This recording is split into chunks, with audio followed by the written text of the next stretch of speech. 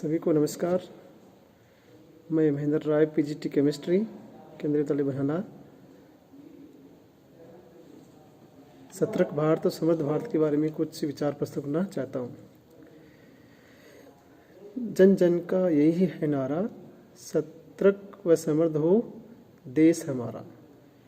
जैसा कि हम जानते हैं कि किसी भी राष्ट्र को समृद्ध व सतर्क बनाने में महत्वपूर्ण योगदान वहाँ की जनता है। आने वाले समय में जो हमारे सामने जो भारत उभर कर आएगा, उसका परिणाम भी यहाँ की जनता ही होगी। यानी कि आज के विद्यार्थी, यदि आज के विद्यार्थी सतर्क और जागरूक होंगे तो आने वाला देश हमारा भारत भी सतर्क और जागरूक होगा। सतर्कता का अर्थ क्या है, ये हम जानने की कोशिश करते हैं। सतर्कता का अर्थ क्या है कि सरकारी कोई भी कर्मचारी, संस्थान अपनी ईमानदारी व कार्य निष्ठा व प्रभावशीलता के साथ निष्पक्ष रूप से कार्य करे। यानी कोई भी कार्य अपनी स्वच्छ व त्वरित गति से पूर्ण करे, वो है सतर्कता।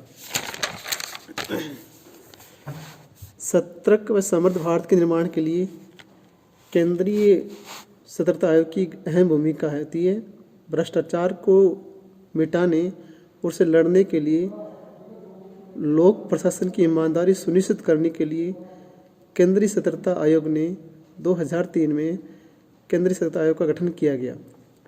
इसके अतिरिक्त केंद्रीय सतर्कता आयोग समय समय पर अपनी एक्टिविटीज़, अपनी गतिविधि के बारे में अपनी एक्टिविटीज़ और गतिविधि के द्वारा इस नीति को पूर्ण करने में जनता को जागरूक करने का प्रयास करती है।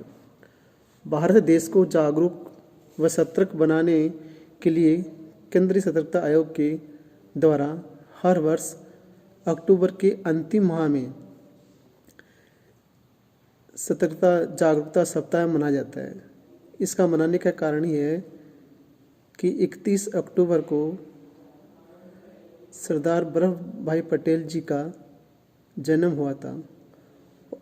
उन्होंने भारत को एकत्रित करने में अपना बड़ा महत्वपूर्ण योगदान दिया। उन्होंने भ्रष्टाचार से लड़ने के लिए भी अपना बड़ा महत्वपूर्ण योगदान दिया।